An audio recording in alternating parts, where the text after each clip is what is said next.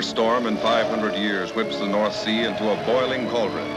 Flood tides lashed by hurricane winds defy the heroic efforts of thousands of workers to reinforce the dikes and race inland to inundate 1/6 of Holland's land area.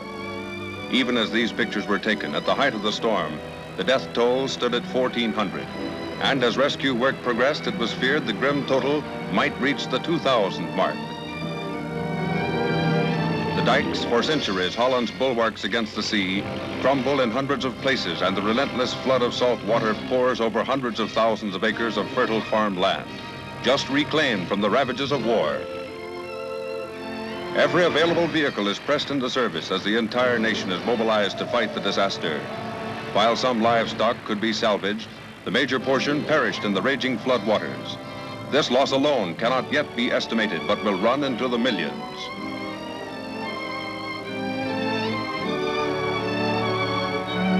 Houses in the coastal area are torn from their foundations and tossed into grotesque positions.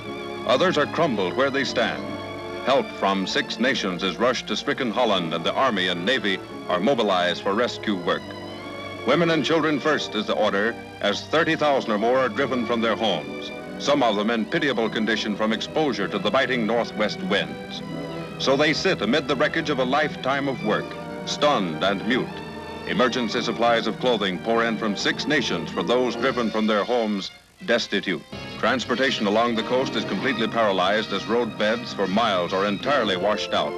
Doughty Holland, whose courageous recovery from a devastating war, suffers a stunning blow from her ancient enemy, the sea, ever at her door. The same storm-driven waves smash the Belgian lowlands. The North Sea rushes in irresistibly to engulf land wrested from its depths centuries ago, devastating an area of Belgium inhabited by more than 3 million. Casualties here have been comparatively low.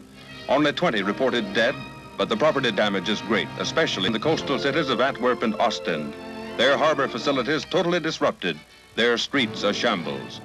Ahead lies a painful reckoning of the storm's cost and an arduous time of reconstruction. Termed the worst natural disaster in 1,600 years of its history, the storm vents its fury on the east coast of England. Particularly hard hit is the region surrounding the famed Thames estuary, lined with seaside resorts.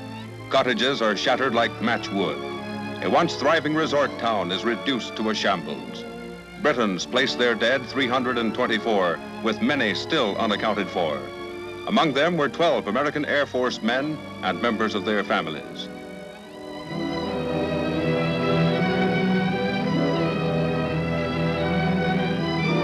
Fleeing before the onrushing flood are thousands of refugees. In England, as in Holland, the rich Kentish farmlands suffer untold damage to soil and livestock. The toll in shipping alone will run into millions of dollars as commercial and naval vessels are flung ashore. The entire coast of East Anglia is littered with the hulks.